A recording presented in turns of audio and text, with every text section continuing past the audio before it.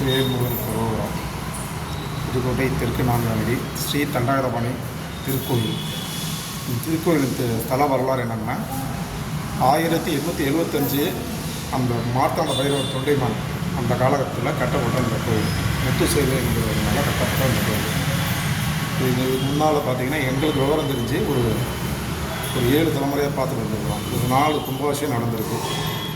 இந்த கோயிலோட ரொம்ப விசேஷம் பார்த்தீங்கன்னா கன்னியான நவக்கிரகம் ரொம்ப விசேஷம். கல்யாணம் பரிகாரம் எல்லாம் நடக்காதவங்க இந்த கோயிலை சுற்றி வந்தால் ஒரு 9 வாரம் சுற்றணும் ரொம்ப ஐதீகம். இதில் பார்த்திங்கன்னா வல்லப கணபதி. இது பார்த்திங்கன்னா தமிழ்நாட்டில் இல்லாத ஒரு பிரசித்தி பெற்ற இந்த கணபதியோட ஒரு சக்தி வாய்ந்த ஒரு சிலை. இந்த இது தெரியாது. ஆமாம், ஸ்ரீ தண்டாயுதபாணி. வேறு என்னமா சொல்லணும், அதாவது 1875 இது எடிட் பண்ணுவீங்களா? அது எடுத்து போட்டீங்க. எடுத்து போட்டு அதை முருகனை பற்றி இப்போ நம்ம பேசுகிறவங்களுக்கு இதெல்லாம் கொஞ்சம் கட் பண்ணிடுவீங்களா? எது இப்போ நம்ம சில விஷயம் கரெக்ஷன் பண்ணிக்கிங்களா? அதை எடிட் பண்ணி அழகாக பண்ணி கொடுத்தாங்க. அது பண்ணிடுவாங்களா? சரி சரி சரி சரி சரி. பழனிமலை தண்டபாணி கோயில் மாதிரி. ஆமாம், பழனிமலை.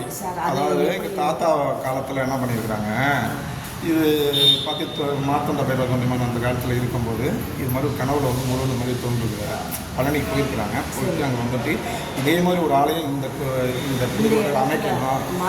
ஆமாம், அந்த அமைக்கணுங்கிறனால இது வந்து இந்த இடத்துல வந்து ஒரு இதை ஆரம்பிச்சிருக்காரு. ஃபஸ்ட்டு ஆரம்பிக்கும் போது எங்களுடைய குலதெய்வம் வந்து குறுந்தோடை ஐயனார் குலதெய்வம். அவங்க ஆரம்ப காலத்தில் அந்த பக்கத்தில் இந்த குறுந்தோடை ஐயனார், தாக்கம்மா, பேச்சியம்மன் ஒரு பரிவரங்கள் தெய்வங்கள் இருக்குது. இந்த தெய்வங்களை வழிபட்ட போது இந்த கோயிலை அமைச்சு இது பண்ணியிருந்துருக்குறாங்க. அப்போ பார்த்திங்கன்னா இந்த கோயிலோட சுற்றளவு பார்த்திங்கன்னா 1.5 ஏக்கர் நிலப்பரப்பில் உள்ள கோயில் இருக்குது. இது என்ன பண்ண சேசைய சாஸ்திரி காலத்தில் இதுக்கு இடங்கள் வந்து கொஞ்சம் பெரிய இந்த பக்கம் போனீங்கன்னா அந்த ராணி ஆஸ்பத்திரி, இங்கிட்டு போனால் அண்ணா சிலை, இந்த மாதிரி சொல்ல சட்டம்ல பெரிய இடமா கொடுத்துருக்குறாங்க இந்த கோயிலில். அப்போ என்ன பண்ணியிருந்துருக்குறாங்க, கொடுத்துருந்த காலத்தில் அப்போ இந்த சேசைய சாஸ்திரிங்கிறவர் புதுக்கோட்டை புனரமை பண்ணியிருக்காருல்ல. அப்போ பண்ணும்போது இந்த இதை வந்து நான் நினைக்கிறேன், இந்த நன்னாள் 16 வீதி பிரிக்கும் போது கோயிலுக்கு இந்த இடம் போதும் அப்படின்னு ஒதுக்கிட்டு இந்த இடத்த வந்து முருகனுக்கு தனியாக கொடுத்து இது பண்ணிட்டு இருக்காங்க. அப்போ அந்த 1875 மார்த்தாண்டாவை கொண்டு வந்துட்டு அந்த தாத்தா வேலை பார்த்துருந்துருக்கிறார். அவர் தாத்தானால அது நிர்வாகப்பட்ட கோயில். அவ்வளோதான். ஆனால் முருகன் வந்து கடவுள் வந்து சொல்லியிருக்காங்க, பழனிமலை முருகன் மாதிரி இங்கே தண்டபாணி கோயில். பழனிமலை முருகன் மாதிரி இங்கே ஒரு உருவத்தை நம்ம வந்து வச்சு வழிபடணும் அப்படின்னா முருகனே கனவுல வந்து சொன்னதுனால இந்த கோயிலை வந்து அந்த தாத்தா பண்ணி கொடுத்துருக்காங்க. ஆமாம், மக்கள் எல்லாம் அதிகமாக வர்றாங்க. ஆமாம், இப்போ இங்கே வந்து சார் இப்போ கந்த சஷ்டி வந்து 2 முறை வருது. மாத கந்த சஷ்டி, விசாகம், பூசம், கார்த்திகை இந்த மாதிரி நாட்கள் ரொம்ப விசேஷமாக இருக்கும் நம்ம முருகன் கோயிலில். ஆமாம், காலம்பர சிறப்பு அபிஷேகங்கள், சந்தன காப்பு. ஆமாம், இந்த மாதிரி இந்த அபிஷேகத்தை நேற்று நடந்துச்சுல்ல சார்? ஆமாம், நேற்று வந்து நேற்று பார்த்தீங்கன்னா 1 வருஷம் ஆகி வருஷாபிஷேகம் கும்பாபிஷேகம் முடிஞ்சு 1 வருஷம் ஆயிருக்கு. அதனால் நேற்று அந்த இது வருஷாபிஷேகம் பண்ணோம். ஆமாம், 2023 பண்ணது. இப்போ 24 ஒரு வருஷம் ஆனதுனால ஒரு வருஷாபிஷேகங்கிறது இந்த கோயிலுக்கு பண்ணோம். ஆமாம், அந்த காலத்தில் தாத்தா கொடிப்புரைக்கு முத்துசேவன் சொல்லி அவங்க நியமித்து வந்த காலங்களில் அவர் பார்த்துட்டு வந்திருக்காரு. அதுக்கு பிற்பாடு பார்த்தீங்கன்னா பழனியாண்டு சேர்வுங்கிறவங்க ஒருத்தர் பார்த்துட்டு வந்திருக்கிறாரு. அதுக்கப்புறம் எங்களுடைய தாத்தா பார்த்துருக்காங்க. தாத்தாக்கு அப்புறம் எங்களுக்கு பெரியப்பா பார்த்தாங்க. பெரியப்பாக்கு அப்புறம் எங்கள் அப்பாவுக்கு அப்புறம் நாங்கள் பார்த்துட்டு இருக்கிறோம். அப்புறம் ஒரு 5-6 தலைமுறையில் ஃபாலோ பண்ணிட்டு வந்துட்டு இருக்கு. ஆமாம், இந்த கோயிலில் வேறு என்னமா விசேஷம் இருக்குங்க? இல்லை, அவருடைய வந்து இப்போ ஆன்மீகத்தில் இது எல்லாம் இறங்கி இப்போ என்னுடைய தொண்டு வந்து ஆன்மீகத்திலேயே நான் இறங்கி அவர் தெய்வத்தை பற்றி நான் அதிகமாக பேசணும். வெளியில் எல்லாம் அவருடைய புகழ், முருகனுடைய புகழை கண்டிப்பாக கண்டிப்பாக. அப்போ அந்த ஒரு நம்பிக்கையோடு நான் வந்திருக்கேன் சார். இங்கே வந்து முதல்ல ஆனால் 20-30 வருஷமாக மேடையில் தான் நாங்கள் முருகனை பற்றி நாங்கள் பேசுவோம், பாடுவோம் எல்லாமே. ஆனால் இப்போ வந்து இங்கே வந்து இவருடைய அருளால் உங்களுடைய ஒரு அனுப்புறமும் உங்களுடைய உதவியோட ஐயா முருகனை பற்றி கண்டிப்பாக இது வந்து புகழை பரப்பணும். கண்டிப்பாக கண்டிப்பாக நம்ம இருக்க முருகனுடைய இருக்கிறனால மக்கள் தொகை பக்தர்கள் அதிகமாக வந்துட்டு தான் இருக்காங்க. சில பிரச்சனைகள்லாம் சரி பண்ணியிருக்கிறாரு. இப்போ வந்து ஐப்பசி மாதம் தீபாவளி முடிஞ்ச கையோட வந்து 6 நாள் சஷ்டி கந்தசஷ்டி 6வது நாள் சூரசம்காரர் வதச்சு வந்து அன்னைக்கு அவர் வெற்றி கொடி. ஆமாம், அதுக்கு துணையாக இருந்தது அவர் வந்து ஐயா கைலாசநாதர் சிவபெருமான். சக்தி வேலை கொடுத்தது அம்மா பார்வதி வனம் செய்கிறதுக்கு, சூரபெருமனை வனம் செய்கிறதுக்கு. இப்போ உள்ளத வந்து நம்ம கண்டவாணி கோயில் இருக்க பின்னாடி வந்து சிவபெருமான் நீங்கள் வந்து தவத்தில் வச்சுருக்கீங்க. தவக்குளத்தில் இருக்காரு. அப்போ தவக்குளத்தில் ஏன் இருக்காருன்னா அப்போ வந்து சூரபெருமன் வந்து தேவர்கள் முனிவர்கள் மனிதர்களாம் ரொம்ப கொடுமை பண்ணும்போது அப்போ எல்லா தேவர்கள்லாம் ஒன்றா சேர்ந்து எப்படியாச்சும் இந்த தவத்தில் இருந்தால் முருகன் எப்படி பிறப்பார், அவன் குழந்தை எப்படி பிறப்பார், அவன் முருகன் சிவபெருமன் குழந்தை பிறந்தாதானே சூரபெருமன் வளைக்க முடியும். அதனால வந்து இவரை எப்படியாச்சும் ஒரு தவத்தில் இருந்து விளக்கணும், தவத்தில் இருந்து கலைக்கணும் அப்படின்னு சொல்லி மன்மதனை அழைச்சி என்ன பண்ணுறாங்க, நீ மலர் காம அணைன்னு சொல்லுவாங்க, அதை நீ அவர் மேலே அம்பு பாய்ச்சிவிடு. அப்படி அந்த அம்பு போட்டாலும் அவர் அதில் இருந்து பார்வதியோட வந்து அவர் பக்கத்தில் இருந்து அவர் பேசுவார் வைப்பாரு அப்படின்னு சொல்லி அவங்க பண்ணுறாங்க. அப்போ மன்மதன் வந்து மறுக்கிறாங்க, இல்லை அவர் நெற்றிகளை தவிர அங்கே போகிறதுக்கு நாளாக போக மாட்டேன், இல்லை எல்லா மக்களையும் ஓடியில் தான் அதை காப்பாற்றுறது அப்படின்னா அவர் என்ன பண்ணுறாரு, அவர் கையில் வந்து கரும்பு, அந்த கரும்பு தான் அவர் மலர் அதை விட்டவங்க தான் அவர் என்ன பண்ணுறாரு, தவத்தில் இருக்கும்போது அதை பண்ணக்கூடாது, பண்ணிட்டார். பண்ணோன்னா மலரம் போட்டோன்னா காமனை வந்து எப்படி நான் வந்து தவத்தில் இருக்கும்போது எனக்கு தவத்தில் கலைச்சா அப்படின்னு சொல்லி மன்மதனை நெற்றிக்கண்ணால் அவர் அழிச்சினார். அழிச்சிட்டு அந்த தவத்தில் இப்போ இருக்காரு பார்த்தீங்களா, உட்கார்ந்துருக்கார் தவக்குளத்தில். அந்த குளத்தில் தான் நெற்றிக்கண் திறக்குது. நெற்றிக்கண் திறந்து முருகன் என்ன பண்ணுறாரு எப்படின்னா 6 தீப்பொறிகளாக வந்து என்ன பண்ணுறாருன்னா வாயு பகவான் அக்னி பகவான் எடுத்து கொண்டு போய் சரவண பொருள் இருக்கிறார். அந்த சரவண பொருளையில் 6 குழந்தைகளாக 6 தாமரை குழந்தைகளும் அதில் உருவாகியிருக்கு. அந்த 6 தீப்பொறிகள் வரை உண்டா. அதுலேருந்து கிளம்பி வந்து அந்த சரவண பகுதியில் குழந்தைகளாக 6 குழந்தைகளாக வரும்பொழுது இந்த 6 குழந்தைகளையும் யார் எடுத்து வளர்க்குறது, அதான் கார்த்திகை பெண்கள்.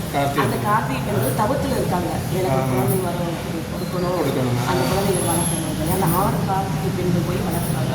அப்போ பார்வதி அம்மா வந்து என்ன பண்ணுறாங்க, சிவனுடைய மனைவி 6 குழந்தைகளை கட்டி அன்போடு அழைக்கும் பொழுது என்னுடைய குழந்தைங்கும் போது அப்போ தான் ஒரு உருவமாக 6 முகம் 12 கரங்கள் 18 கண்கள். அப்போ அவர் சொல்லிக்கிறார். அப்போ தான் அவர் நல்ல பிள்ளைகள் அவருடைய தாய் தகப்பனோட வளர்ந்து தான் அவருடைய கோபமாக என்ன பண்ணுறாங்க, இவர் கோவிச்சுக்கிட்ட அந்த மாங்கல்யத்தை அவர் வாங்கிடுறாரு. சரி, யார் விநாயகர் பெருமாள் அவங்க அண்ணே வாங்கிடுறாரு. அதுக்கு கோவிச்சுட்டு தான் அவர் பழனிமலை போனார். அதுக்கு முன்னாடி இவர் வந்து விநாயகர் அம்மா அப்பா வச்சுட்டு வாங்கிடுறாரு. வந்து கோவிச்சுக்கிட்டு மலை மேலே அவருக்கும் ஒரு படகு நம்ம எடுத்துக்கொண்டு போய் மலை மேலே போய் அவர் இருக்காங்க. அப்படின்னா பழனி மலை.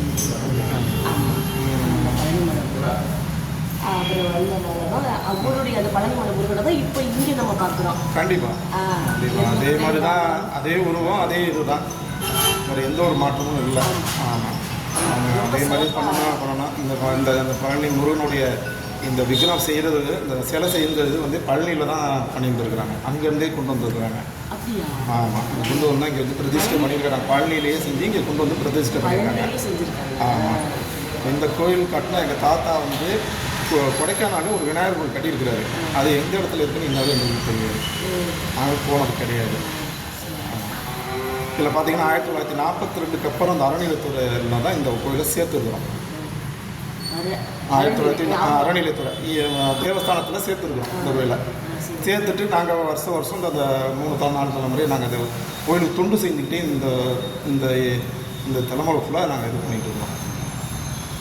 அதனால் நம்ம அந்த வருஷம் இந்த பங்குனி உத்தரங்கிறது ஒரு சிறப்பு நிகழ்ச்சி நடக்கும். உற்சவமூர்த்தியை கொண்டு போய் தூரம் சுற்றி சாமி கும்பிட்டு அந்த ஒரு விழா கொண்டாடுவோம். அந்த விழா வந்து இந்த கவர்மெண்ட்டே எங்களுக்கு நாங்கள் இந்த கோயிலை கொடுத்தனால நாங்கள் எங்கள் தலைமையில் அது பண்ணுவோம். எங்களுடைய மண்டாபடி பங்குனி உத்தரத்துக்கு நாங்கள் செய்வோம். தைப்பூசத்துக்கு பார்த்தீங்கன்னா 10 நாள் மண்டாபடி நடக்கும். ரொம்ப விசேஷமாக இருக்கும். நம்ம கோயிலில் வந்து கலந்து பாருங்கள். ஆமாம், 10 நாள் மண்டாபடி நடக்கும். ஆமாம், அதே மாதிரி பார்த்தீங்கன்னா சஷ்டியும் வந்து 5-6 நாள் நல்ல விசேஷமாக இங்கே வந்து சஷ்டி கோஷம் படிச்சு. சூரசம்காரம் இங்கே இல்லை, ஏன்னா வள்ளி தெய்வானம் இல்லாதனால இங்கே சூரசம்காரம் பண்ண வைக்கல நாங்கள். ஆமாம், சஷ்டி கோஷம் மட்டும் படிச்சுட்டு பாராயணம் பண்ணிவிட்டு சங்கல்பம் பண்ணிவிட்டு அபிஷேகம் நடக்கும். எல்லாத்துக்கும் என்னென்ன இதை ஒரு மாதிரி பண்ணுவாங்க. அது மாதிரி சரி சார், உங்களுடைய தலைமுறையில் இந்த கோயிலை வந்து சிறப்பாக வச்சு நடந்துட்டு கண்டிப்பாக வருங்காலத்தில் நிறைய ஐடியா இருக்குது, பெருசாக செய்யணும். அதாவது கோயில் இல்லாதவங்க குடி இருக்காங்க அப்படின்னு சொல்லுவாங்க.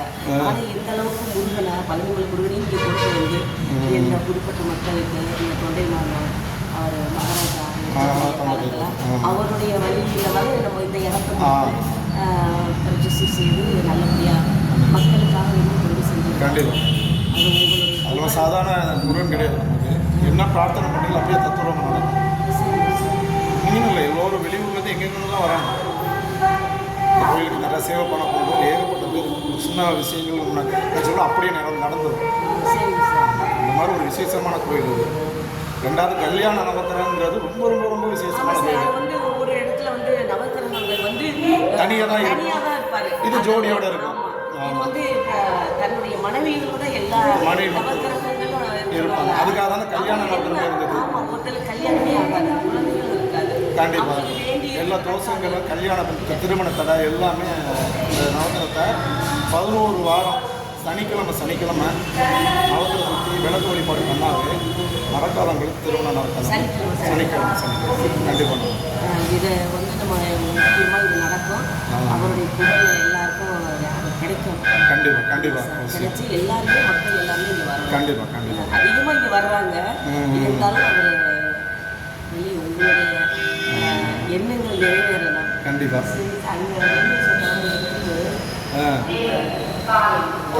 சார்ந்த குடும்பம் சரி. எங்கள் கோயிலோட இப்போ ஆலய குருக்களுங்கிறது பால ஐயர். ஆமாம், இது தலைமுறை முன்னாடி பார்த்தீங்கன்னா 52ல் ஒரு மணி ஐயர்னு ஒருத்தர் இருந்தார். அதுக்கப்புறம் நாகராஜன் குருக்கள் ஒருத்தர் இருந்தார். அப்புறம் சாயிராம குருக்கள் இருந்தார். அதுக்கப்புறம் பால ஐயர் 3 தலைமுறையாக வந்துட்டு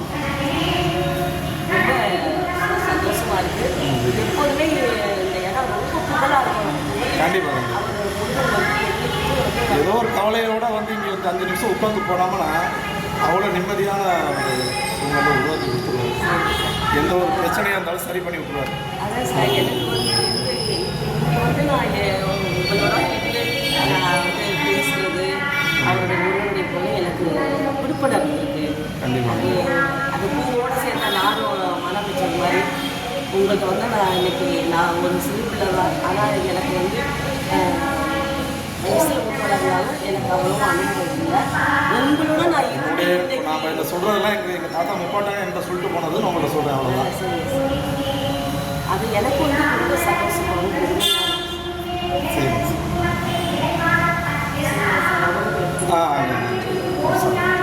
இது அப்படியே எடுத்துகிட்டு வரா, அப்படியே எடிட் பண்ணிடுங்க. சரி.